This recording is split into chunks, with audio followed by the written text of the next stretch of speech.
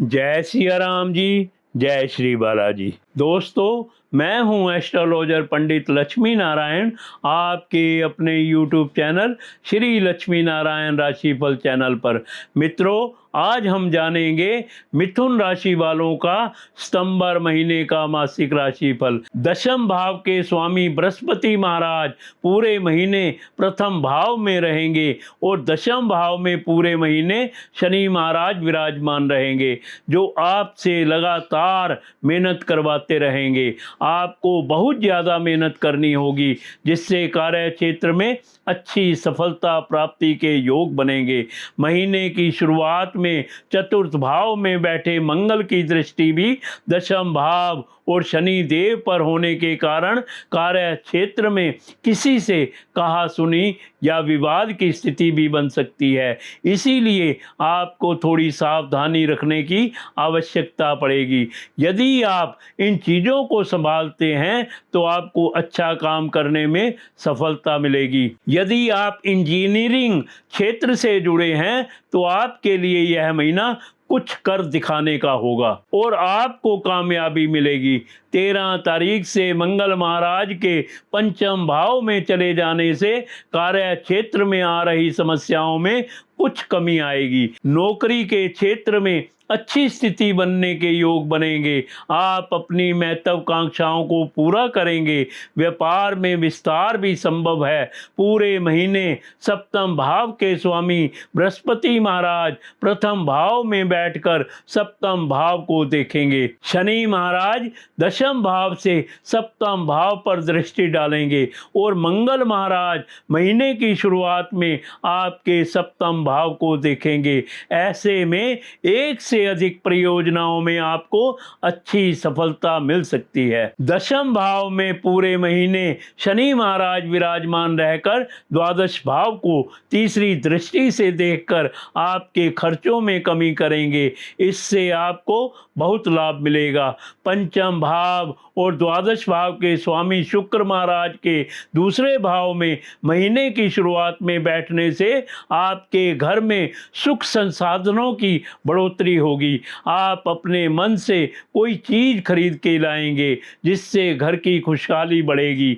विदेशी माध्यम से भी धन लाभ होने के योग बनेंगे। आपका संचित धन भी बढ़ने के योग बन सकते हैं। मंगल और शनि की समसप्तक दृष्टि होने के कारण आप किसी प्रॉपर्टी में कंस्ट्रक्शन करा सकते हैं या कोई नई प्रॉपर्टी खरीद कर उसका निर्माण कर सकते हैं। इससे आपको लाभ होगा।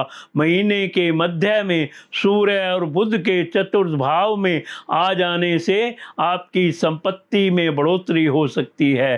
13 तारीख से मंगल के पंचम भाव में बैठकर एकादश भाव और द्वादश भाव को देखने के कारण आपकी आमदनी में अच्छी बढ़ोतरी होगी और खर्चों में कमी होगी, जिससे आपकी आर्थिक स्थिति बेहतर होती चली जाएगी। यदि आपने पूर्व में शेयर बाजार में निवेश किया है तो उसका अच्छा प्रतिफल इस दौरान आपको प्राप्त हो सकता है। आप चैनल को सब्सक्राइब कर दीजिए ताकि राशिफल, ज्ञान और जीवन से संबंधित वीडियो सबसे पहले आपके पास आए। वीडियो को लाइक करें और कमेंट्स बॉक्स में जय सिया राम जी, जय श्री बालाजी लिखें और पाएं श्री बालाजी का आशीर्वाद। स्वास्थ्य के दृष्टिकोण से उतार चढ़ाव से भरा रहने की संभावना है, फिर भी बहुत मामलों में आपकी सेहत अच्छी रहेगी। आपकी राशि के स्वामी बुध महाराज महीने की शुरुआत में सूर्य देव और केतु के साथ तीसरे भाव में रहेंगे, जिससे छोटी मोटी शारीरिक समस्याएं लगी रह सकती हैं। आपको एलर्जी होने या त्वचा संबंधी समस्याएं परेशान कर सकती हैं। आप किसी प्रेम संबंध में हैं तो आपके लिए महीने की शुरुआत बेहतर अनुकूल रहेगी। पंचम भाव के स्वामी शुक्र महाराज द्वितीय भाव में विराजमान रहेंगे। इससे आपके परिवार के सदस्यों से अपने प्रियतम को रूबरू करा सकते हैं, उनका परिचय करा सकते हैं और घर में भी खुशी रहेगी।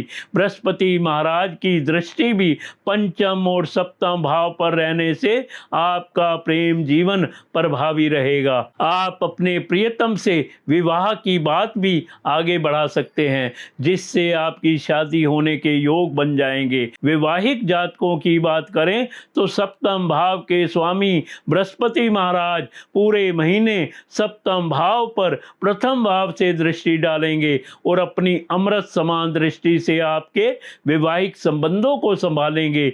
महीने की शुरुआत में मंगल और शनि दोनों की दृष्टि सप्तम भाव पर होने से बीच बीच में कुछ समस्याएं जन्म लेंगी, लेकिन 13 तारीख को मंगल के पंचम भाव में चले जाने से इन समस्याओं में कमी आएगी और बृहस्पति महाराज की कृपा से आपका रिश्ता चलता रहेगा। आप अपने रिश्ते की अहमियत को समझेंगे तथा सभी जिम्मेदारियां भी अच्छे से निभाएंगे। पारिवारिक जीवन के लिए मध्यम रहने की संभावना है। महीने की शुरुआत में शुक्र महाराज दूसरे भाव में विराजमान रहेंगे। बृहस्पति महाराज प्रथम भाव में रहकर पंचम, सप्तम और नवम भाव को देखेंगे। मंगल महाराज चतुर्थ भाव में और शनि महाराज दशम भाव में विराजमान रहेंगे। चतुर्थ भाव के स्वामी बुध महाराज महीने की शुरुआत में सूर्य और केतु के साथ तीसरे भाव में अपनी उपस्थिति दर्ज कराएंगे। इससे पारिवारिक मामलों में कुछ अशांति भी हो सकती है। एक तरफ तो घर में शुभ कार्य होंगे, कोई फंक्शन या कोई कार्यक्रम हो सकता है जिसमें परिवार और बाहर के लोग भी शामिल होंगे।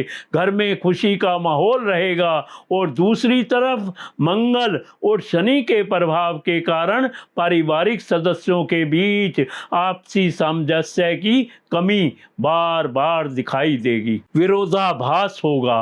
विचार ना मिलने के कारण कई बार समस्याएं बढ़ सकती हैं। साथियों, अगर आप कुंडली दिखाना चाहते हैं या मुझसे बात करना चाहते हैं तो आपके फ़ोन स्क्रीन पर नंबर दिए गए हैं, आप मुझसे संपर्क कर सकते हैं। साथियों, आप वीडियो को अपने मित्रों और सगे संबंधियों के साथ जरूर शेयर करें। कल फिर मिलेंगे अगली वीडियो में। जय सिया राम जी, जय श्री बालाजी।